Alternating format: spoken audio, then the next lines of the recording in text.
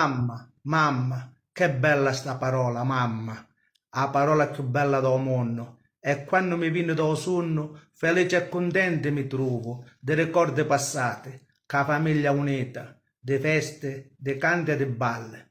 Tu eri tu la mamma che rapiva tu le braccia e tutti i nostri figli ci faceva tu inchire veramente a panza e nudo si lamentava. Era tu la mamma della pace.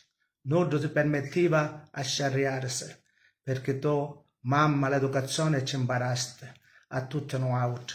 Mamma, che parola bella!